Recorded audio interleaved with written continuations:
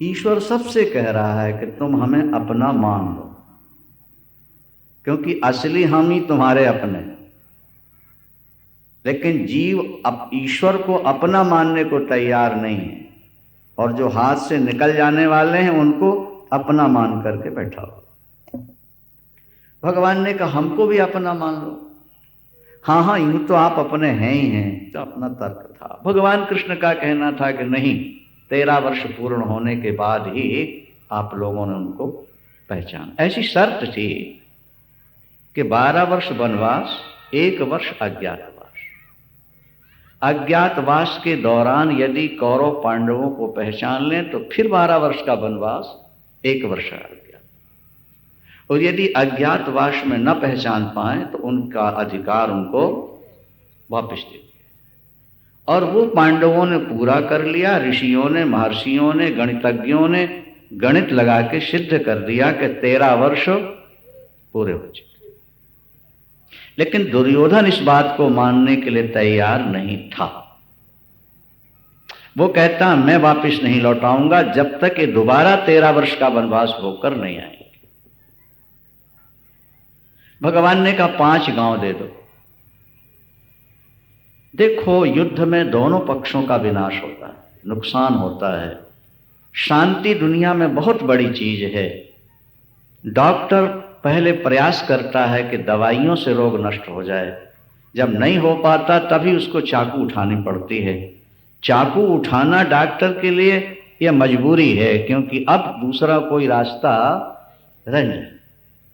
भगवान कृष्ण ने भी पहले दवाई के द्वारा रोग मिटाने की कोशिश की, और कुछ नहीं तो केवल 5 गांव दे दो। युद्ध नहीं करना चाहिए। दुर्योधन का उत्तर था सूच्यग्र न दास्यामि बिना युद्धे न केशव। जब तक पांडव हमसे युद्ध नहीं करेंगे, सुई की नोक के बराबर भी हम उनको भूमि नहीं देंगे, नहीं देंगे, नहीं देंगे। ये हमारा अंतिम निर्णय। भगवान ने कहा तो फिर ऊपर जाने की तैयारी कर लो, वृंदावन। कोई काम शेष पड़ा हो तो पूरा कर लो। प्रभु दयामय हैं, करुणामय हैं। धर्म क्षेत्र कुरुक्षेत्र में इसीलिए तो ले आए थे ना। ये प्रभु का ही निर्णय था कि युद्ध। वृद्धावस्था में शिव पुराण में लिखा कि व्यक्ति को काशी वास करना चाहिए, तीर्थवास करना चाहिए, वहां की मृत्यु से मुक्ति हो जाती है। तो भगवान ने भी सोचा कि धर्म क्षेत्र कुरुक्षेत्र में युद्ध होगा तो इनकी जावाली उपनिषद में स्पष्ट लिखा है, यदनु कुरुक्षेत्रम देव सदनम सर्वभूतानाम ब्रह्म सदनम च। वेद का वचन। कुरुक्षेत्र क्या है? बोले देवताओं की यज्ञ भूमि, यजन भूमि, और मरने वालों के लिए ब्रह्म प्राप्ति का साधन। कुरुक्षेत्र में समाप्त होने वाला व्यक्ति, 48 कोस के अंदर समाप्त होने वाला व्यक्ति जल्दी जल्दी नरक नहीं जा सकता। अरे जो बाहर मर जाते हैं महाराज, उनको भी पिंडदान देने के लिए यहीं तो आना पड़ता है पेहवा में। वो कुरुक्षेत्र के अंतर्गत है। बोलो वृंदावन। तो बाहर मरे व्यक्ति के नाम से यहाँ पिंडदान दे दिया जाए पेहवा में, तो कहते हैं मुक्त हो जाएगा। तो जो यहीं मरेगा वो मुक्त नहीं होगा क्या? पिंड शब्द के 2 अर्थ होते हैं, ये भी समझ। एक तो वो जो जौ के आटे का बना करके दिया जाता है मृतात्मा के लिए, उसको पिंड कहते हैं। और दूसरे शरीर को भी पिंड कहते हैं। यथा अंडे तथा पिंडे, शरीर को भी पिंड कहा जाता है। तो अगर वो जौ के आटे का पिंड देने से यहाँ मुक्ति हो जाती है, तो अगर ये अंडे ही यहाँ रह जाए और भजन करके शरीर छोड़े तो मुक्ति में कोई संदेह हो सकता है क्या? वृंदावन। ये पिंड है शरीर। कुरुक्षेत्र धर्म क्षेत्रे कुरुक्षेत्रे समवेता युयुत्सवः माम का पांडवाश्चैव। मेरे और पांडु के। ये मन पापी है, धृतराष्ट्र है, इसने दूसरे की वस्तु हड़प ली है और अब देना नहीं चाहता। क्या किया? संजय ने कहा, ये भूमिका है प्रथम अध्याय, उपदेश दूसरे अध्याय से प्रारंभ होगा ठाकुर जी का। दूसरे अध्याय के 11वें श्लोक से ठाकुर जी बोलेंगे उपदेशात्मक रूप से। ये प्रथम अध्याय तो अर्जुन विषाद योग नाम प्रथमोध्याय। अर्जुन विषाद, अर्जुन के मन में क्या हुआ? विषाद। विषाद माने शोक, तनाव। विषाद का हेतु क्या था? कौरव मेरे हैं, ये मरेंगे, इनकी स्त्रियां अगर चरित्रहीन हो गई तो वर्ण शंकर औलाद पैदा हो जाएगी। वर्ण शंकर औलाद पैदा होगी तो वो पितरों को पिंडा पानी नहीं देगी, दे भी तो पितर स्वीकार नहीं करेंगे।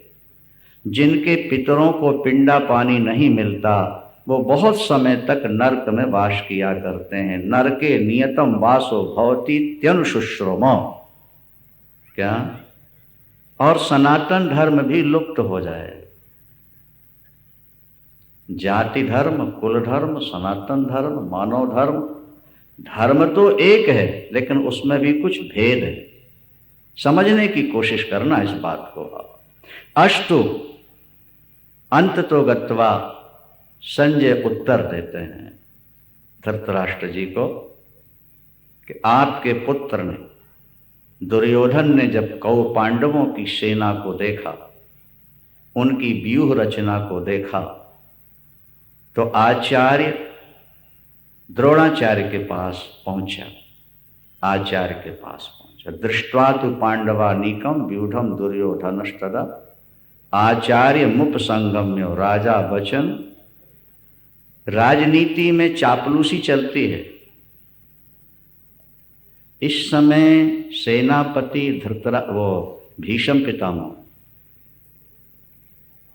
लेकिन दुर्योधन को मालूम है कि गुरु द्रोणाचार्य के मन में इस बात की थोड़ी ठेस हो सकती है कि मैं शस्त्रास्त्र विद्या में सबसे महान, मैं इनका गुरु, और प्रथम सेनापति बना दिया भीष्म पितामह, अपने कुल के पितामह को बनाया, तो कहीं द्रोणाचार्य जी नर्वस ना हो जाएं।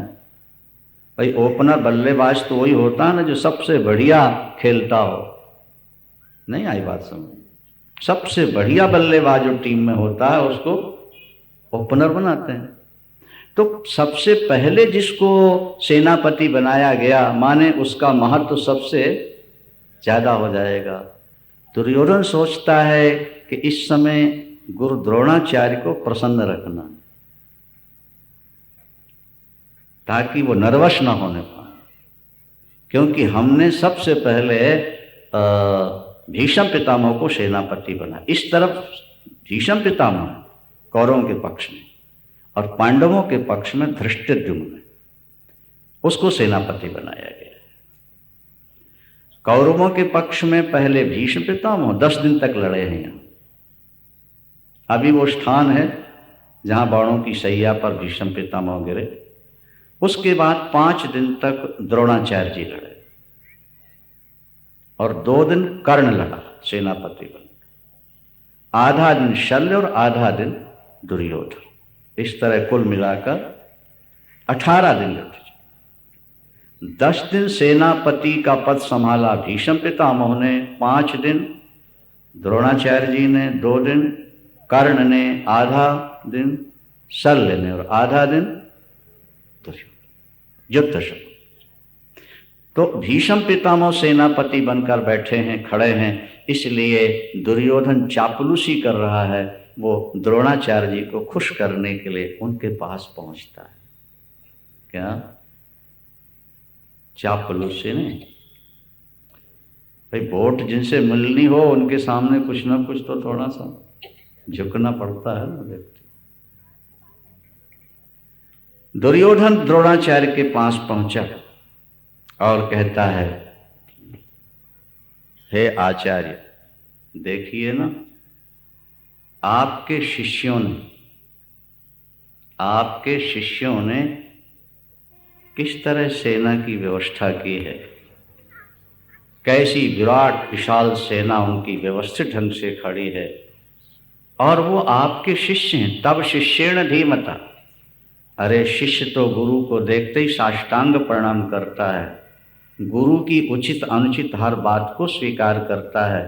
लेकिन ये पांडव कितने कृतज्ञ हैं कि जिनको आपने शस्त्रास्त्र विद्या सिखाई, आज वही आपसे लड़ने के लिए सामने भड़काना चाहता।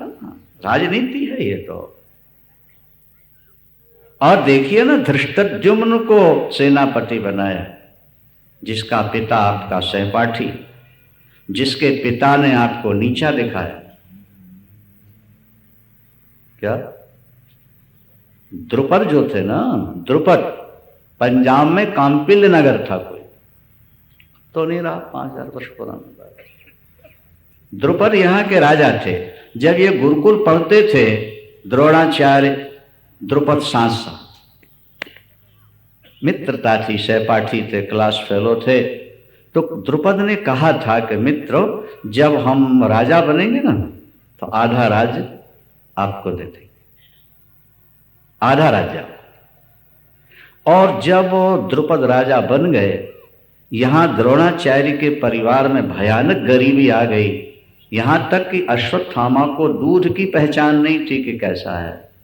एक दिन दूध के लिए जब वो रोया, तो मां ने पानी में आटा घोल करके और बेटे को दे दिया, और बेटा पी रहा था आटा घोला हुआ, जौ का आटा।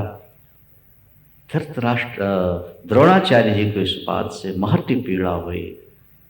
मैं इतना बड़ा धनुर्धर, शास्त्र और शास्त्र विद्या का आचार्य, और मेरा पुत्र दूध की जगह आटा घुला हुआ पानी पी रहा हो। नहीं, मैं भी संपत्ति अर्जित करूंगा। परिवार के लिए तो सारी समस्याएं होती हैं। देखो, व्यक्ति की व्यक्तिगत ज्यादा समस्याएं नहीं हैं। 2 कपड़े और 4 रोटियां 24 घंटे के लिए बहुत है। इससे ज्यादा जो संग्रह है वो परिवार के लिए। परिवार ही व्यक्ति की जीवन की समस्या है, और परिवार व्यक्ति की आंखों में पट्टी बांध देता है। ये आप समझ लें। गांधारी ने अपने हाथों पट्टी बांधी थी आंख में। व्यक्ति की बुद्धि में परिवार के लोग पट्टी बांध देते हैं, और पट्टी बांधकर कहते हैं कि कमाओ तुम, खाएंगे हम, नरक जाओ तुम, ऐश करेंगे हम, वृंदावन। ये समझ परिवार को। अंत तो गत्वा द्रोणाचार्य जी द्रुपद के यहां पहुंचे। सामान्य तौर पर फॉर्मेलिटी के रूप में शिष्टाचार, स्वागत सत्कार, आप कौन हैं, कहाँ से आए, कैसे आए, द्रुपद ने पूछा। द्रोणाचार्य जी ने कहा, मैं तुम्हारा सहपाठी हूँ द्रुपद, मेरा नाम द्रोणाचार्य है, और तुमने कभी कुछ कहा था कुछ देने के लिए? हंस पड़ा, बोले भिक्षुक, एक राजा का मित्र कहते हुए तुमको शर्म आनी चाहिए। वैसे तुम कुछ मांगने आए हो तो मुझसे ले जाओ, लेकिन मित्र बता करके मेरा अपमान करते हो। द्रोणाचार्य उठ के चल पड़े। उन्होंने कहा, फिर तुमसे मुझे कुछ नहीं चाहिए। और तब प्रतिज्ञा की थी द्रोणाचार्य ने कि एक बार द्रुपद को पराजित करना है। शिष्यों को पढ़ाया, और जब गुरुदक्षिणा का प्रश्न आया तो द्रोणाचार्य जी ने कहा, वही सबसे बड़ा शिष्य है मेरा, जो द्रुपद को एक बार पराजित करके बांधकर मेरे सामने लाकर खड़ा कर दे। अर्जुन उठ खड़ा हुआ, बोले ये सेवा अर्जुन करेगा। युद्ध किया भयानक और बांध करके ले आया। और द्रोणाचार्य ने कहा, सुनाओ द्रुपद, अब क्या? सिर नीचे झुक गया, छोड़ तो दिया। इस बात की द्रुपद के मन में भी टीस थी। द्रुपद ने हवन किया, और जब हवन किया तो अग्नि कुंड से एक जोड़ा प्रकट हुआ, एक लड़की एक लड़का। जो पुत्री हुई वो द्रौपदी कहलाई, और जो पुत्र हुआ वो धृष्टद्युम्न कहलाया। किस लिए पैदा किया? जो द्रोणाचार्य की मृत्यु का कारण, द्रोणाचार्य की मृत्यु का कारण, मुझको पराजित किया, मुझको नीचा दिखाया, और वही सेनापति बनकर खड़ा हुआ है। तो दुर्योधन जाके गुरुदेव को स्मरण करा रहा है कि ये द्रुपद पुत्र, ये वो द्रुपद और द्रुपद के पुत्र सामने खड़े हैं आपसे युद्ध करने के लिए। संकेत ये है कि मैंने भीष्म पितामह को सेनापति बना तो दिया, लेकिन मेरे मन में आपके प्रति ज्यादा अपनापन है और ज्यादा विश्वास है। ये भाव जगाकर उनके मन को उत्साहित करने के लिए ये दुर्योधन का एक प्रयत्न है कुरुक्षेत्र के मैदान में। देखिए जरा पांडवों की सेना को। गुरुदेव, अत्र शूरा महेश्वासा भीमार्जुन समायुधि युजुधानो विराटश्च द्रुपदश्च महारथा धृष्टकेतुश्चेकितान काशीराजश्च वीरजवान बड़े बड़े पुरजित कुंती भोजश्च शैव्यश्च नरपुंगवः युधामन्युश्च विक्रांत उत्तमौजाश्च वीरवान सौभद्रो द्रौपदेयाश्च सर्व एव महारथा। देखिए पांडवों की सेना, ये बहुत सारे नाम गिना दिए और कहा ये सब महारथी हैं, ये युद्ध करने में अति कुशल हैं, और इस ढंग से सेना खड़ी की है कुरुक्षेत्र में कि मुझे ऐसा लगता है कि कहीं ये हम पर हावी न हो जाए। और उनकी सेना की रक्षा कर रहा है भीम, जो बहुत बलवान। उनकी सेना थोड़ी होते हुए भी सशक्त है, हम अधिक होते हुए भी अशक्त हैं। हमें उस छोटी टीम को सामान्य दृष्टि से नहीं देखना है। कौरवों की सेना है 11 अक्षौहिणी और पांडवों की 7 अक्षौहिणी। सज्जनों, जिसके पास कुर्सी होती है उसके साथी बहुत होते हैं। बोलो वृंदावन। कुर्सी वाला गलत काम करेगा तब भी लोग उसका समर्थन करते हैं स्वार्थ के कारण। देखो, भगवान कृष्ण जिस पक्ष में है उनकी सेना है 7 अक्षौहिणी, और अधर्म जिनके पक्ष में है उनकी 11 अक्षौहिणी। क्या है इसको भी थोड़ा समझ लो ना। ये 10 इंद्रिय और 1 मन, और इनकी सैकड़ों हजारों इच्छाएं, यही 11 अक्षौहिणी सेना है। ये 11 अक्षौहिणी सेना है, और उस तरफ 5 प्राण ज्ञान और वैराग्य 7 अक्षौहिणी सेना। वो 7 अक्षौहिणी सेना है। जिस व्यक्ति के जीवन में संयम है, ज्ञान और वैराग्य है, वो अल्पसंख्यक होते हुए भी बलवान होते हैं। और जिस जीवन में 10 इंद्रियां और मन विषयों में फंसे हों, वो बहुसंख्यक होकर भी अल्पसंख्यक से भी कम हुआ करते हैं। ये ध्यान रखो। प्रश्न ये नहीं है कि आपकी जनसंख्या कितनी है, प्रश्न ये है कि आपके समाज में संयमी लोग कितने हैं। बोलो वृंदावन। सदाचारी और संयमी कितने, ये देखना। जनसंख्या के आधार पर व्यक्ति की विजय नहीं होती। रावण के पास विपुल सेना थी, देव दानव मानव सब उसके पक्ष में थे, और प्रभु राम लड़ने चले तो इनको कोई इंसान भी सेना नायक बनने को नहीं मिला। वानर भालुओं की सेना लेकर के ये चल पड़े। और तब राक्षसों ने कहा कि विधाता ने हमारे घर भोजन भेज दिया। बोलो सियावर। क्या ये वानर भालू जो आ रहे हैं तो हमारा नाश्ता है, विधाता भेज रहा। एक बूढ़ा जटायु जब सीता जी को छुड़ाने के लिए चला तो रावण ने कहा कि ये मेरे हाथ रूपी तीर्थ से मरकर मुक्त होना चाहता है। बूढ़ा हो गया, मुक्ति की इच्छा है, तो इसने सोचा होगा तपस्वी रावण के हाथों से मरूं तो। रावण अपने को बहुत पुण्यात्मा मानता है। हर व्यक्ति, हर समाज अपने को सबसे बड़ा मानता है, और यही संघर्ष का कारण होता है। मम कर तीर्थ छाड़ी ही देहा, मेरे हाथ क्या है? बोले तो तीर्थ हैं, इनसे जो मरेगा वो मुक्त होगा। लेकिन आश्चर्य की बात, रामायण में लिखा है कि जटायु रावण का युद्ध जब हुआ सज्जनों, तो जटायु ने वो पंख और पैर मारे कि रावण एक क्षण के लिए मूर्छित हो। हाँ, ये मजेदार बात। जो कैलाश को हाथ पर उठाता है, जिसने त्रैलोक पर विजय प्राप्त की है, वो एक बूढ़े जटायु पक्षी के द्वारा बेहोश होता है। चौचन मार बिदारिश देही और दंड एक भई मूर्छा ते। एक क्षण के लिए रावण मूर्छित। पार्वती अम्बा ने भगवान शंकर से कहा, महाबलवान रावण, जिसने कभी कैलाश को हाथ पर उठाया, देव दानव मानो,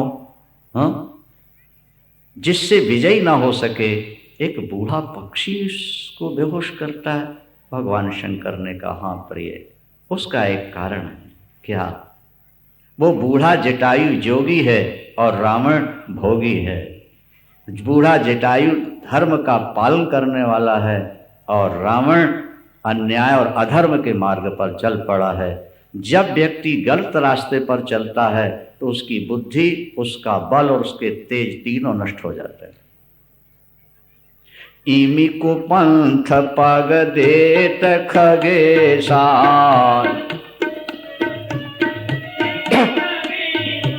इमी को पंथ पग देत खगेशा, इमी को पंथ रहय न तेज बुद्धि बल लेशा, रहय न तेज बुद्धि। जो व्यक्ति गलत मार्ग पर चल रहा है, बुद्धि, तेज और बल उसके तीनों क्षीण हो जाते हैं, कमजोर पड़ जाते हैं। क्या? जैसे कभी कभी बिजली, तुम्हारी बैटरी शॉर्ट हो जाए तो रखी रखी डिस्चार्ज हो जाती है। क्या भाई, तार कहीं लगा रह गया तो रखी रखी डिस्चार्ज होती। जो व्यक्ति गलत रास्ते पर कदम बढ़ाएगा, उसकी बुद्धि, बल और तेज तीनों क्षीण हो। महात्मा गांधी, जिनके समय में अंग्रेजों के राज्य में सूर्यास्त नहीं होता था, उन्होंने अंग्रेजी शासन के विरुद्ध युद्ध छेड़ा, शांति युद्ध। और लोग कहते थे कि शेर के सामने बकरा जा रहा, इसके पास कुछ नहीं, ये लंगोटी वाला बाबा ये क्या कर सकेगा उनका। और वो भी हंसते थे अंग्रेज कि ये हमसे हिंदुस्तान छीनना चाहता है, हमारे राज्य में सूर्यास्त नहीं होता, ये हम पर विजय पाए। लेकिन एक दिन मजबूर होकर उनको देश छोड़ना पड़ा, क्योंकि उस समय जो नेता थे वो संयमी थे, वो त्यागी थे, उनके मन में देश प्रेम था, समाज की पीड़ा थी, व्याकुलता थी। आज आप अखबार पढ़ते हैं, कल के शायद अखबार में था कि जो सांसद अपनी गरीबी मिटा रहे हैं उनको दोबारा टिकट नहीं दी जाएगी। बोलो वृंदावन। इनका नारा है देश से गरीबी मिटाओ। और कल के पेपर में था कि जो सांसद अपनी गरीबी मिटा रहे हैं उनको दोबारा टिकट। ये देश की गरीबी नहीं मिटा रहे, सचमुच में ये अपनी गरीबी मिटा रहे, ये देश के भले के नहीं। अभी एक बड़े परिवार के एक सज्जन हमको मिले, उन्होंने कहा मिनिस्ट्री एंड इंडस्ट्री। बोलो वृंदावन। मिनिस्ट्री मिल गई माने विदाउट मनी इंडस्ट्री लग गई, मिनिस्ट्री मिल गई माने विदाउट मनी इंडस्ट्री लग गई। और उसमें लॉस का तो प्रश्न ही नहीं है। वो फैक्ट्री ऐसी है, ऐसी इंडस्ट्री है कि जहां सभी नेता ऐसे हैं ये तो नहीं कहा जा सकता, लेकिन अधिकांश ऐसे हैं ये जरूर कहा जा सकता। वो देश की गरीबी क्या मिटाएंगे जो स्वार्थ में अंधे हो। एक वृद्ध जटायु ने महाराज रावण जैसे शक्तिशाली को भी पराजित किया, और इसीलिए यहाँ और वानर भालुओं के युद्ध ने रावण के वंश का नाश कर दिया। इसी तरह यहाँ पांडवों की सेना 7 अक्षौणी है और कौरवों की 11 अक्षौणी है, और 100 कौरवों में 1 नहीं बचे और पांडवों में 1 नहीं मरा। वृंदावन। ये देखो, इस मैदान में कुरुक्षेत्र के भगवान कृष्ण ने पांडवों से घोषणा करा दी थी, यदि महाभारत युद्ध के बीच एक पांडव भी मारा गया, कौरवों की विजय, पांडवों की पराजय। महाभारत युद्ध के बीच में 5 पांडवों में अगर एक कोई मारा तो पांडव पराजय स्वीकार कर। रावण की सभा में जिसने कैलाश को हाथों उठाया, अंगद ने अपना पैर खड़ा कर दिया। जब उसने राम की निंदा की, राम का उपहास किया,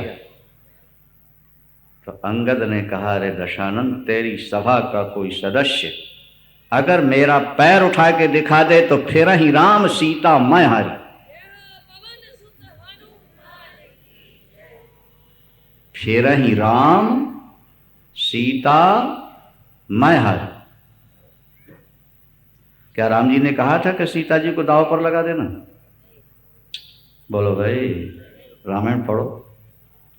क्या दूसरी की पत्नी को दांव पर लगाने का किसी अन्य को अधिकार है? और अंगद कहता है, ज्यों मम चरण सकस 60 टारी, तो फिर ही राम सीता मैं हारी। अंगद को विश्वास था कि मेरे राम ईश्वर है। अंगद को विश्वास था कि राम और राम की सेना संयमी और जितेंद्रीय है। क्या?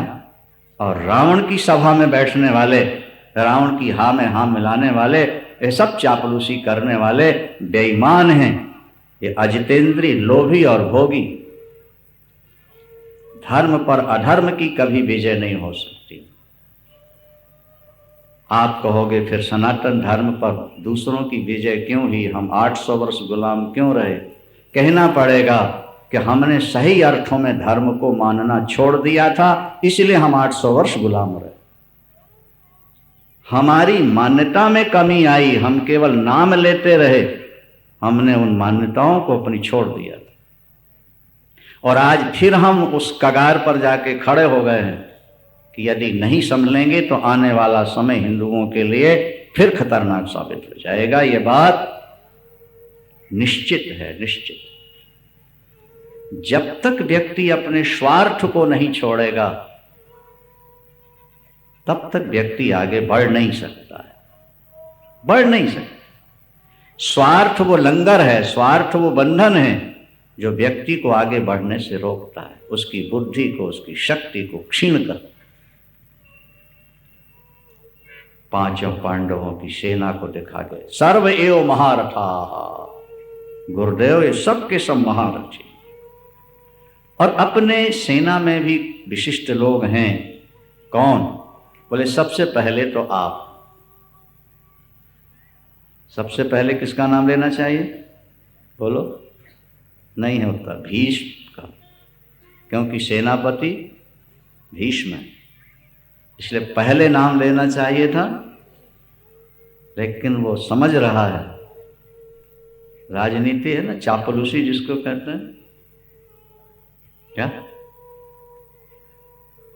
अगर मस्जिद में कोई क्षति हो जाए तो करोड़ों रुपया दिया जा सकता है, और मंदिर हजारों टूटते रहें, अखबारों में उनका नाम भी नहीं आ सकता। इमामों के नाम से करोड़ों रुपया दिया जा सकता है, और मंदिरों के पुजारी भूखे मरते रहें, उनकी कोई चर्चा भी नहीं कर सकता।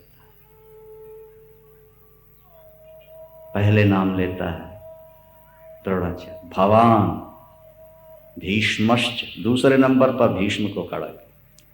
कर्णश्च, हमारी सेना में जो प्रधान है, सबसे पहले तो आप हैं हमारे लिए सब कुछ।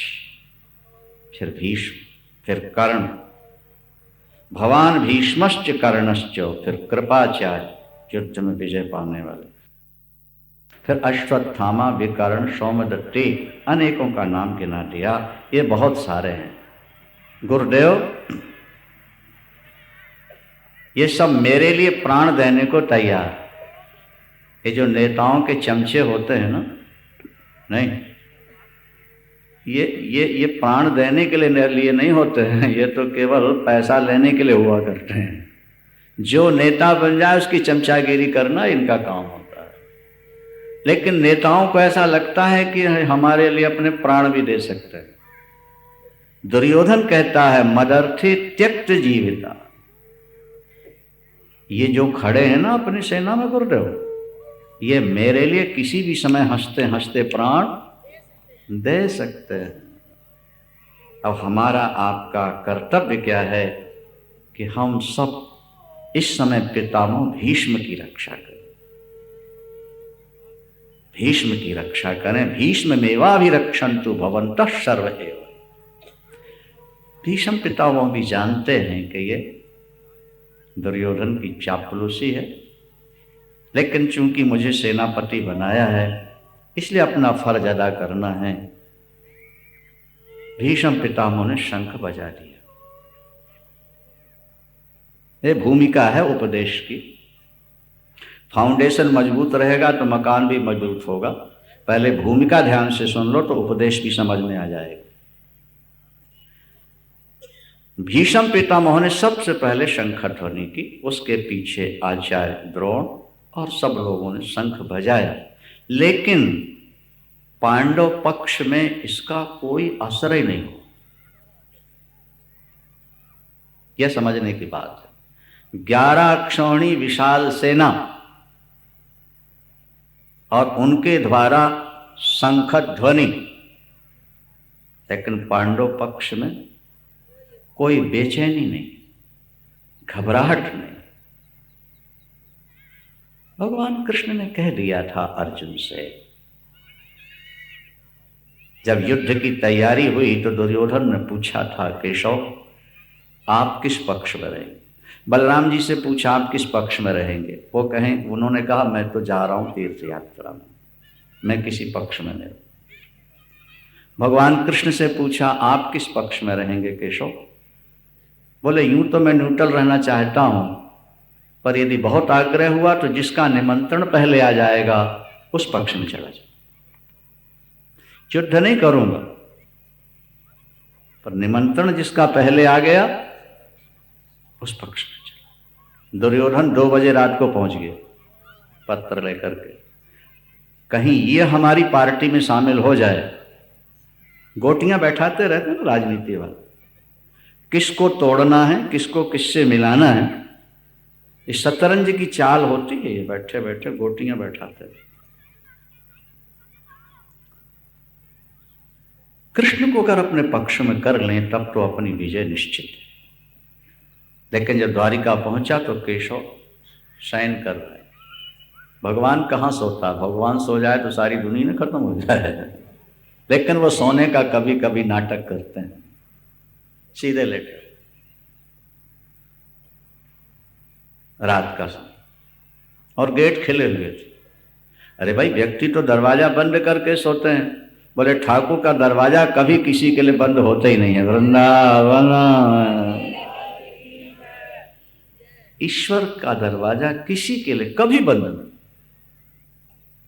दुर्योधन ने देखा केशव ने देख लिया कि आ गए, लेकिन श्रद्धा लेकर नहीं आया, ये अभिमान लेकर आया। तो उन्होंने अभिनय किया, आंखें बंद किए पड़े रहे चुपचाप। कुर्सियां पड़ी थी, उसने सोचा पैरों की तरफ बैठूंगा तो मेरी कमजोरी प्रकट होगी, फिर कहीं ये कुछ शर्तें रखने लगे तो समस्या खड़ी हो जाएगी। इसलिए पैरों की तरफ नहीं, मैं तो सिराने, क्योंकि मैं राजा हूं दुनिया। और सिराने की और आराम कुर्सी पड़ी थी महाराज, आराम कुर्सी। तो जब आराम कुर्सी में बैठा तो पैर और आगे बढ़ गए थोड़ा, केशव के सिर की ओर। क्या भाई, अभिमानी जो व्यक्ति होता है वो भगवान के सिराने बैठता है, वो भगवान को भी प्रणाम करना नहीं चाहता। लेकिन सज्जनों, एक बात हमारी कान खोल के सुन लेना, जो हृदय से परमात्मा के चरणों में झुक जाता है, दुनिया उसके चरणों में झुक जाया करती है, और जो ईश्वर के चरणों में नहीं झुकता उसको दुनिया में अनोखों के चरणों में बार बार झुकना पड़ता। जो ईश्वर के चरणों में नहीं झुकेगा उसको सामान्य जीवों के चरणों में झुकना पड़ेगा। और जो ईश्वर के चरणों में झुक जाएगा, दुनिया उसके चरणों में झुक जाएगी, फिर उसे और कहीं झुकना नहीं पड़ेगा। ये सिद्धांत। 2 घंटे बैठा रहा आराम से पैर के, और ठाकुर ऐसे पड़े रहे बिल्कुल चुपचाप। उनको प्रतीक्षा थी किसकी? हाँ, अर्जुन की।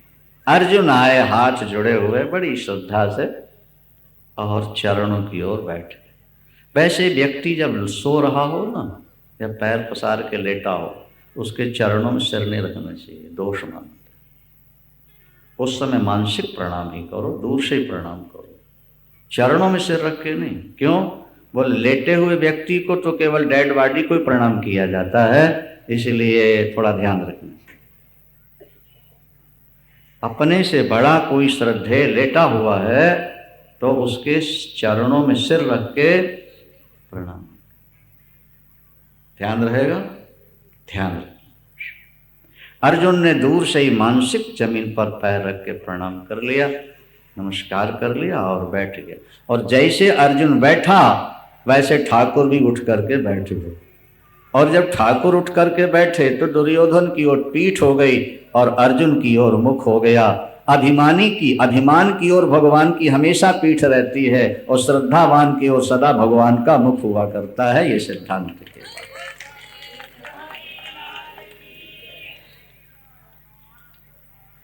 अभिमानी की ओर परमात्मा पीठ करके बैठते हैं। अहंकार अति दुखद डमरुआ। अहंकार बहुत दुख देने वाला है, बचने की कोशिश करना इससे। और जैसे ही ठाकुर बैठे, अर्जुन ने निमंत्रण पत्र दे दिया। दुर्योधन कहता है, केशव मैं 2 घंटे से आकर बैठा हुआ हूं। अच्छा, सुयोधन जी आप भी आए? हमारे ठाकुर दुर्योधन को दुर्योधन नहीं कहते थे। पांडव पक्ष में 2 व्यक्ति ऐसे हैं जो दुर्योधन को हमेशा सुयोधन बोलते थे। एक तो भगवान कृष्ण और दूसरे धर्मराज युधिष्ठिर। क्या बोलते हैं? सुयोधन। क्योंकि दुर शब्द जो है ना, दुर, ये अच्छा नहीं लगता। और इनके साथ में ज्यादा दुराई लगा हुआ है। दुर्योधन, दुशासन, ये काम क्रोध लोभ के प्रतीक हैं। ये सु नहीं है, ये तो दुर हैं। लेकिन प्रभु की दृष्टि में तो सदा सुयोधन है। ठीक। अच्छा सुयोधन आप भी आए हो? आओ। निमंत्रण। दोनों में ये कि हमारे पक्ष में आइए। भगवान ने कहा कि भाई मैंने पहले अर्जुन को देखा है। अर्जुन अवस्था में छोटा है, दुर्योधन बड़ा है। आपके 2 बेटे हों और कोई चीज आप लेके आओ तो पहले छोटे को देना चाहिए, धर्मशास्त्र ऐसा कहते हैं। बाद में बड़े को देना। क्यों? बोले बड़ा तो समझदार है इसलिए मान जाएगा, छोटा भी नादान इसलिए पहले उसको खुश करना चाहिए। भगवान ने कहा इस नाते भी पहले अर्जुन को वर देना है, और पत्र भी पहले अर्जुन का ही मुझे मिला है। पर हाँ, एक बात बता दूं, मैं युद्ध नहीं करूंगा। किसी पक्ष में रहूं, युद्ध नहीं करूंगा। ये तो पहली प्रतिज्ञा मेरी सुन। और दूसरी बात ये सुन लो कि मेरे पास 1 अक्षौणी नारायणी सेना है। 1 अक्षौणी। एक व्यक्ति मेरी सेना ले ले जो भयानक युद्ध करती है, जिसे पराजित करना कठिन है, और दूसरा व्यक्ति मुझको ले। मांगने का पहले अवसर मैं दे रहा हूं अर्जुन को। अर्जुन ले ले, एक वस्तु जो बचेगी वो सुयोधन जी आपको मिल जाएगी। सुयोधन का माथा ठनका दुर्योधन का कि अर्जुन को पहले मांगने का अवसर दिया गया तो ये तो लड़ने वाली सेना मांग लेगा, तो फिर मैं इस निठल्ले को लेकर क्या करूंगा, और 2 व्यक्ति सेवा के लिए चाहिए। अगर मुझे पहले मांगने का अवसर दिया जाता तो मैं सेना मांग। बस यही विचारणीय पक्ष है। संसार में 2 तरह के लोग हैं, भौतिकवादी और अध्यात्मवादी, कैकेयी और भरत। भौतिकवादी व्यक्ति भौतिक पदार्थ चाहता है, पैसा चाहता है, समाज चाहता है। अध्यात्मवादी व्यक्ति इनको ठुकराकर ईश्वर को चाहता है, धर्म को चाहता है। भौतिकवादी व्यक्तियों के आधार पर शांति और सुख की कल्पना और विजय की कल्पना करते हैं, जबकि अध्यात्मवादी धर्म और ईश्वर की शरण में जाकर शांति की कल्पना करते हैं। समझने का प्रयास करो सज्जनों। कैकेयी अम्बा राज्य के लिए भगवान को घर से निकालती है, राज्य मिल जाए, और भरतलाल जी राम को पाने के लिए मां और राज्य दोनों का त्याग करके चित्रकूट की ओर मनाने जा रहा है। एक भौतिकवादी और दूसरा अध्यात्मवादी। कैकेयी का फार्मूला यह है कि संपत्ति मिल जाए तो दुनिया चरणों में झुकती है और उसका सम्मान होता है, और भरत का फार्मूला यह है कि जो ईश्वर के चरणों में पहुंच गया, जिसको ईश्वर मिल गया, उसको सम्मान भी मिलता है और शांति भी मिलती है।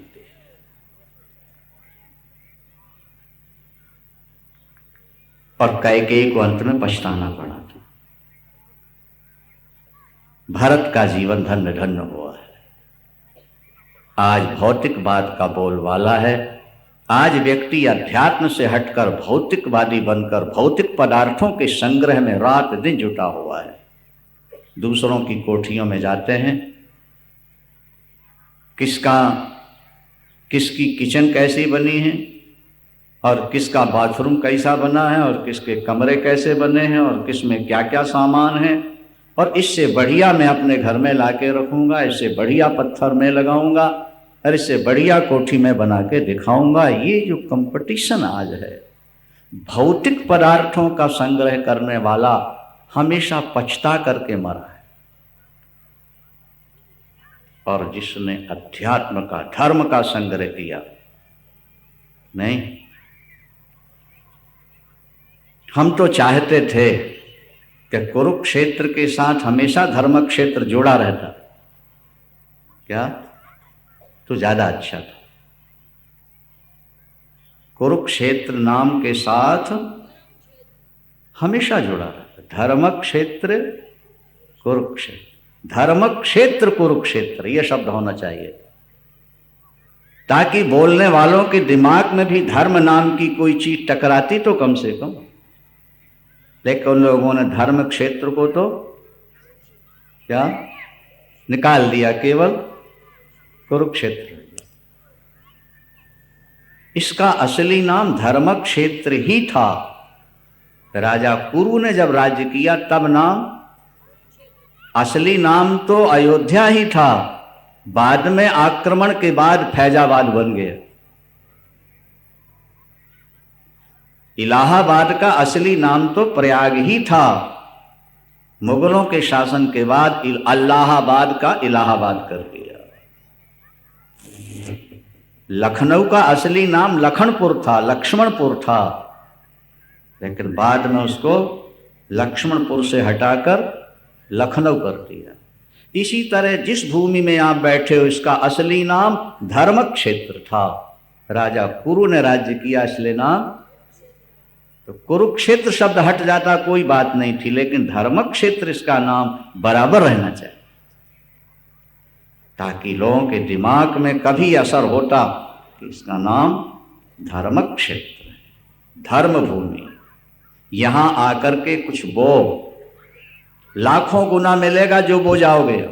पाप बो जाओगे तो फिर लाखों गुना दुख मिलेगा, और पुण्य बो जाओगे तो करोड़ों गुना मिलेगा, क्योंकि ये धर्म क्षेत्र, क्षेत्र माने खेत है, ये धर्म की भूमि है, ये आस्तिकों की भूमि। अष्ट दुर्योधन सोचता है अगर मुझे पहले मांगने का अवसर मिलता तो मैं सेना मांगता, लेकिन ठीक है। अर्जुन से कहा, बोलो पार्थ क्या चाहिए? अर्जुन ने भगवान के चरणों में हाथ लगाया, बोले प्रभु मुझे आपकी जरूरत है, मुझे बैठने वाला कृष्ण चाहिए। और जब बैठने वाला कृष्ण चाहिए तो और दुर्योधन तो उछल पड़ा, बोले जो बच गया वो मुझे दे दीजिए। भगवान ने कहा लो, सेना तुम्हारे साथ, लड़ने वाली सेना कौरवों के साथ और बैठने वाला कृष्ण अर्जुन के साथ। विजय किसकी हुई? लड़ने वालों की कि बैठने वालों की? एक बड़ी अच्छी बात है, अगर आप समझ लो तो समझना चाहिए। ये जो अर्जुन का रथ है ना, रथ, ये क्या है? ये हमारा आपका शरीर ही रथ है। रथ में घोड़े हैं, हमारी इंद्रियां ही घोड़े हैं। घोड़ों को लगाम लगी रहती है, हमारा आपका मन ही लगाम। और फिर उसमें सारथी होता है, ड्राइवर होता है, बुद्धि। अर्जुन ने बड़ी चतुराई से काम लिया।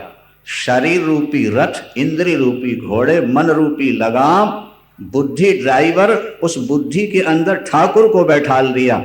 और जो काम अपनी बुद्धि से करता था वो ठाकुर के जुम्मे लगा दिया। अब मेरी बुद्धि कोई काम नहीं करेगी, जो आप करोगे वही होगा।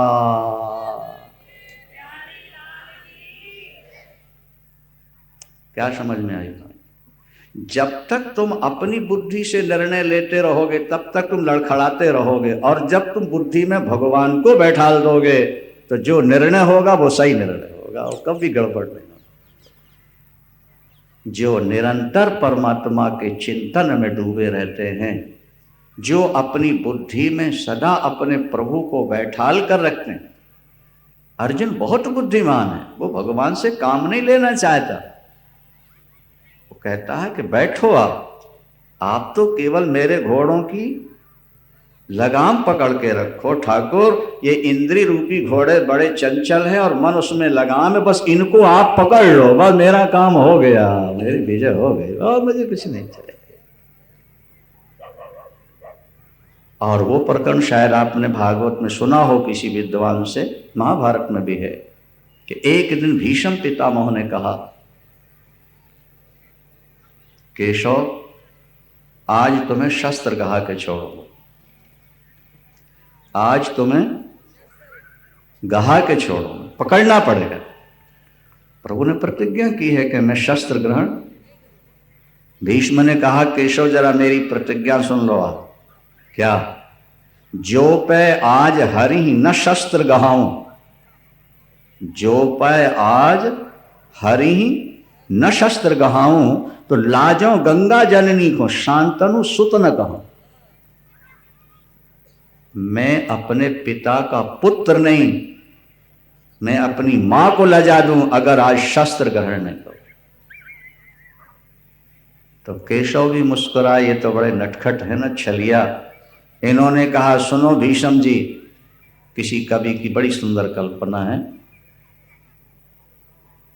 आपने आज प्रतिज्ञा की केशव को शस्त्र न गहा दिया तो एक बाप का बेटा नहीं, तो सुन लो, अगर केशव भी एक बाप का बेटा है तो शस्त्र ग्रहण नहीं करेगा। चलो ये प्रतिज्ञा ले। केशव भी अगर एक बाप का बेटा है तो शस्त्र ग्रहण नहीं करेगा। भगवान कहते हैं एक बाप का बेटा हूं तो शस्त्र ग्रहण नहीं करूंगा, और भक्त कहता है कि अगर मैं एक बाप का बेटा हूं तो शस्त्र गहा के छोड़ूंगा। और जब युद्ध प्रारंभ हुआ और भीष्म के बाणों से जब अर्जुन व्यथित हुए और नर्वस होने लगे, एकदम लड़खड़ाने लगे, तो भगवान कृष्ण रथ से कूद पड़े, और कोई शस्त्र तो दिखा नहीं। एक रथ का चाक पड़ा था, उसी को सुदर्शन चक्र की तरह हाथ में लिया और भीष्म पिता को मारने दौड़े। तो भागवत में लिखा है कि अर्जुन रथ से कूद पड़ा, अर्जुन रथ से कूद पड़ा और पीछे से जाके फेंटा पकड़ ली, कमर पकड़ ली। और पृथ्वी ने पीतांबर पकड़ लिया, खींचे। क्यों? जीव अपनी प्रतिज्ञा तोड़ दे अलग बात है, लेकिन ईश्वर अपनी प्रतिज्ञा तोड़ दे, पृथ्वी कहती फिर मैं किसके आधार पर रहूंगी? और अर्जुन कहता है कि प्रभु मैंने तो आपको रथ पर बैठाला है, आपको युद्ध नहीं करना। क्रिया का सहारा तो अज्ञानी लेते हैं। अज्ञानी सोचता है कि क्रिया से सिद्धि मिलेगी, लेकिन अध्यात्मवादियों का तो पक्ष यह है कि अध्यात्म बल से बैठे बैठे सिद्धि हो जाया करती है।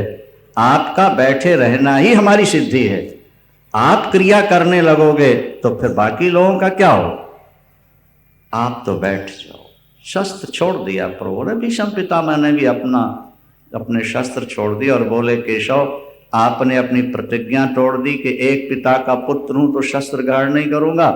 भगवान ने कहा भीष्म जी मेरे भक्त की प्रतिज्ञा रह जाए, मेरी रहे न रहे कोई चिंता की बात नहीं, पर कान खोल के सुन लो पितामह, प्रतिज्ञा आपकी भी रह गई और मेरी भी रह गई।